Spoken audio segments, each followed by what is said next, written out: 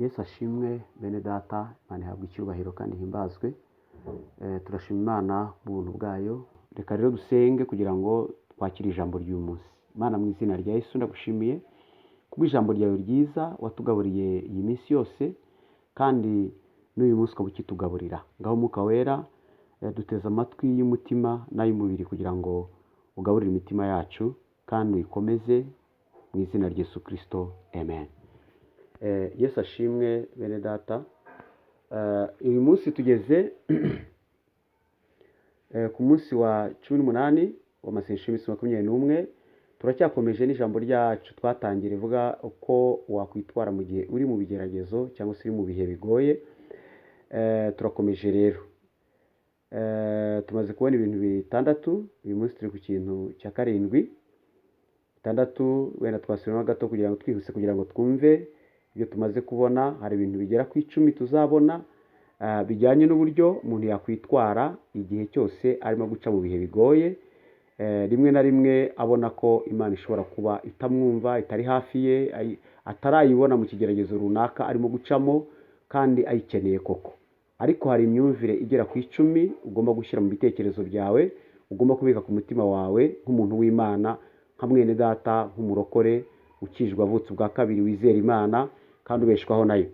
Icya mbere twabonye ko ibyo ducamo byose Imana ibizi, rwose ibizi kandi yiteguye kudutabara. Icya kabiri twabonye ko yemera ko bitubicamo kugira ngo tubisohokemo dutunganye, tumeze nk'izahabu, mbese tumaze gutozwa no gutungana, gutozwa gusenga, gutozwa kwihangana, guhindura ibitekerezo, gutozwa kwihanga amaso. Icya gatatu twabonye ko mu byo ducamo byose uko byameze kose Imana iducira akanzu kugira ngo dushobore kubyihanganira. Icya kane twabonye ko iyo turimo guca mu bigeragezo tuba turi mu gihe cyo kumva Imana kuruta kuvuga, kuruta kumva ibintu ibyo ari byo byose bindi, ahubwo turi mu gihe cyo gutega amatwi Imana, ijambo rivuye ku Mana, twumva icyo ivugana natwe kuko niyo ibizi ukuri n'intego y'ibyo turimo gucamo. Icya gatanu twabonye ko icyakurikiyeho twabonye ko Imana itakwemera ko tugeragezwa ibirenze ukwihangana kwacu. Imana itakwemera ko tugeragezwa ibirenze ukwihangana kwacu, ntabwo mbese yatugerageza birenze ibyo dushobora kwihanganira. Ikindi twabonye nuko nanone Imana idusaba kugira ngo igihe cyose tugeze mu bigeragezo turimo gucamo duhindukire turebe mu mateka yacu.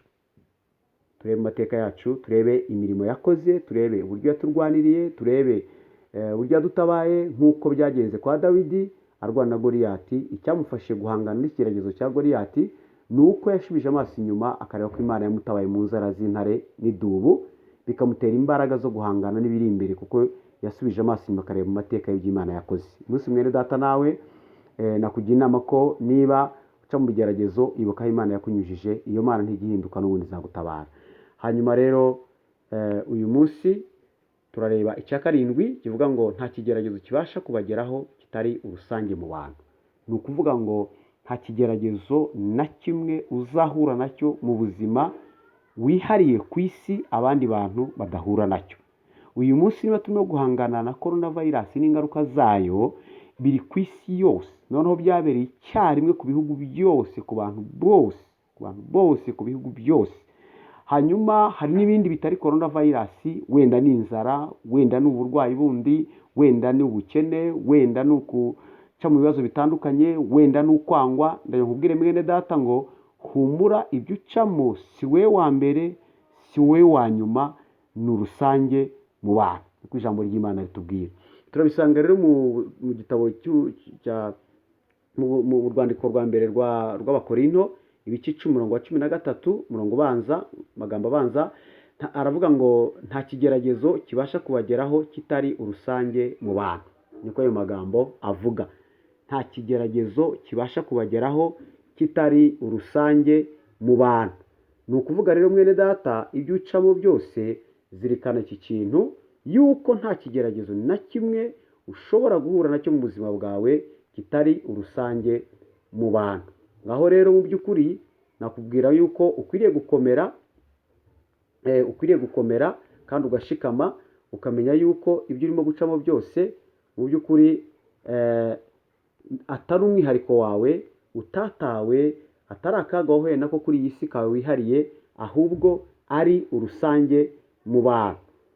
Ijambo ry'Imana muri Petero wa mbere ibice 5 umurongo wa 8 wa 9 barongera kutubwira aya magambo ngo mwirinde ibisindisha mube maso, kuko murezi wanyu Satani azerera nk'intare yivuga ashaka uwaconcomera. Mumurwanye mushikamye kandi mufite kwizera gukomeye, muzi yuko bene data bari mu isi muhuje imibabaro.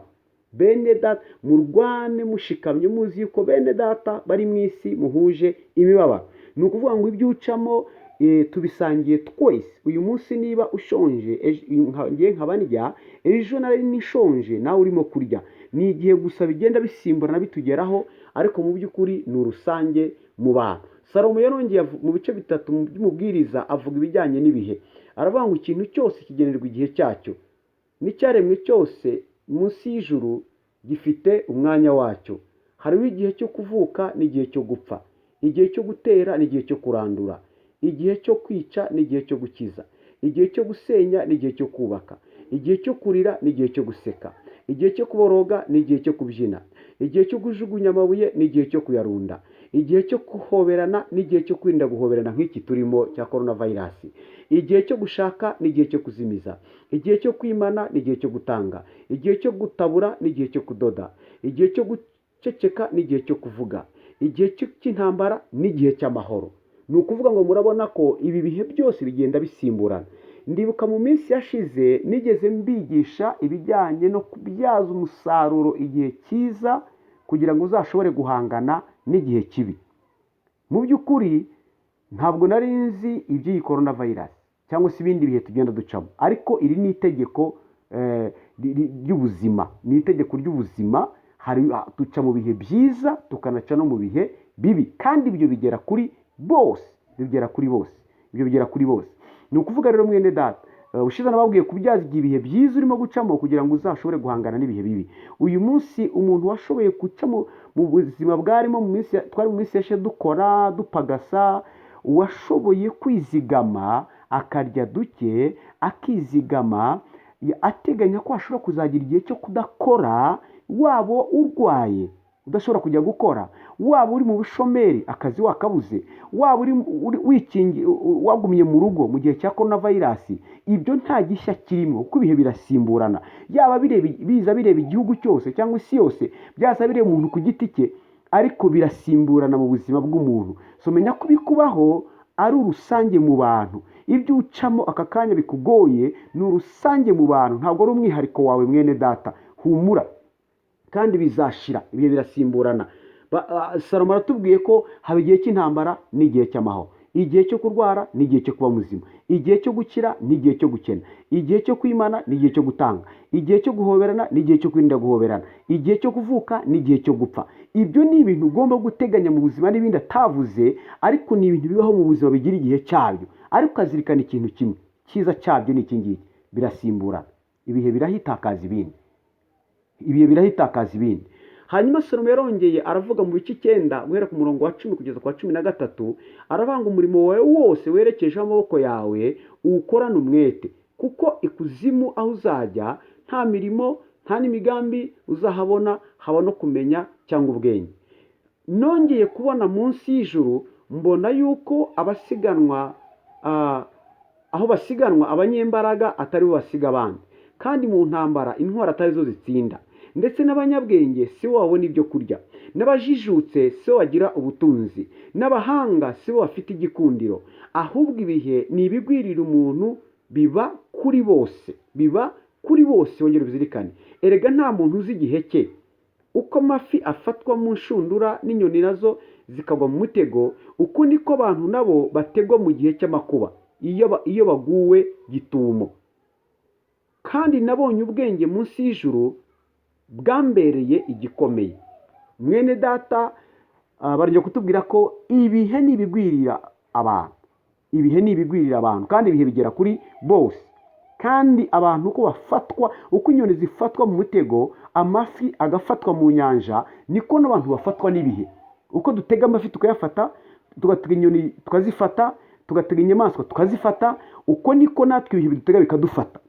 Kandi ibihe by'amakuba, kandi nibigwirira abantu, kandi bigera kuri bose, kandi ntawe uzi ibihe bigiye gukurikiraho. Niyo waba usenga bimeze gute, niyo waba umeze gute, Imana igiye duhishurira bike, ariko hari ibintu mu by'ukuri tuba tuzi ko bihari, atari ngombwa ko tubihishurirwa, tuba tuzi ko bishobora kubaho kuko bibaho mu buzima bw'abantu. So ibihe rero bikubaho urimo cyangwa uzabona uzacamo cyangwa waciyemo cyangwa ukirimo gucamo none, ni urusange mu bantu.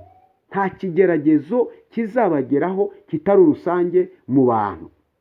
Haleluya. Rero mwene data humura, si umwihariko wawe, sakaga wawe nako kihariye, ni ibiriho ku isi kandi bibaho.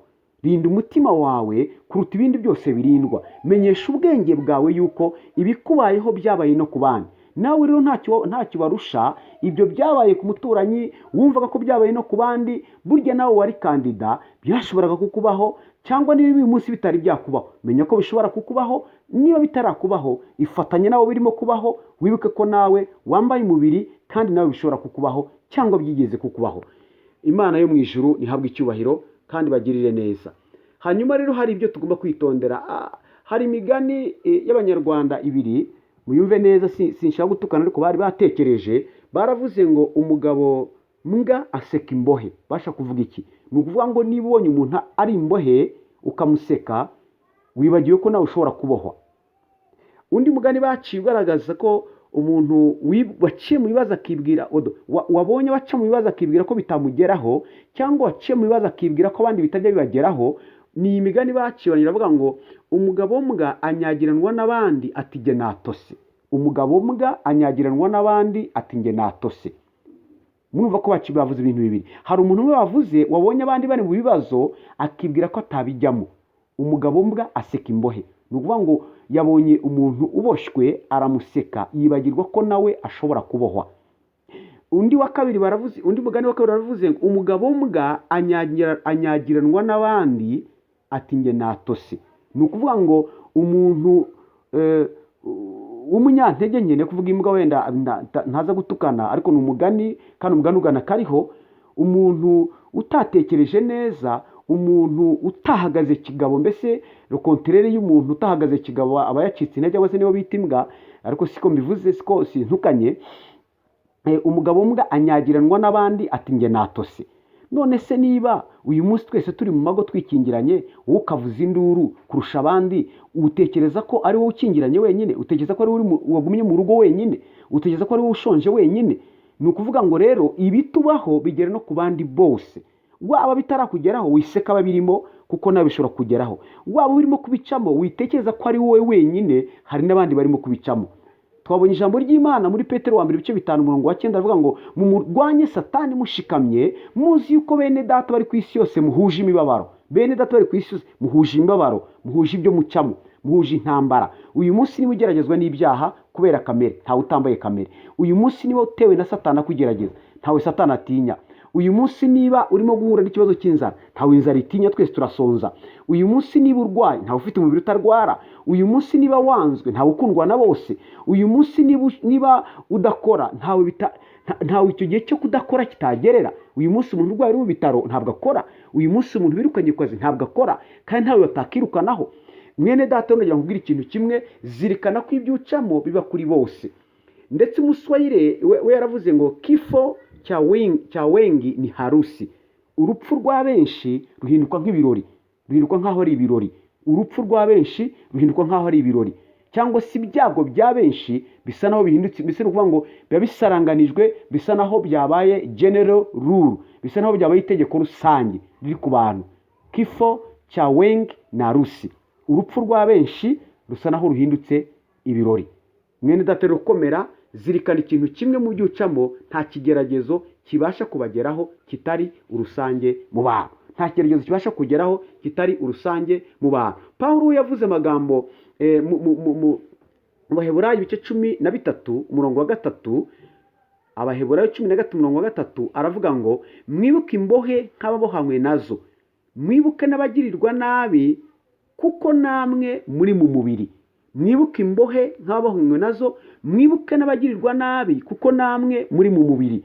Ni ukuvuga mu by'ukuri yerekanaga si imbohe gusa yavugaga, yerekanaga ko mwibuke abababazwa, mwibuke abashonje, mwibuke ababoshywe, kuko muzi yuko namwe mushobora kubohwa, muzi yuko namwe mushobora gusonza. Uyu munsi niba mbonye umuntu ashonje, nanjye ndumva ashonje kuko nanjye ndi mu bashobora gusonza. Uyu munsi mu bashobora gusonza. Uyu munsi niba mbonye umuntu urwaye, ndasa n'urwaye nubwo ndi muzima, kuko nzi yuko nanjye namba mbere ushobora kurwara. Uyu munsi niba hari umuntu wanzwe, ndasa n'uwanzwe kuko nanjye nshobora kwangwa, kuko nanjye ntawe ukundwa na bose.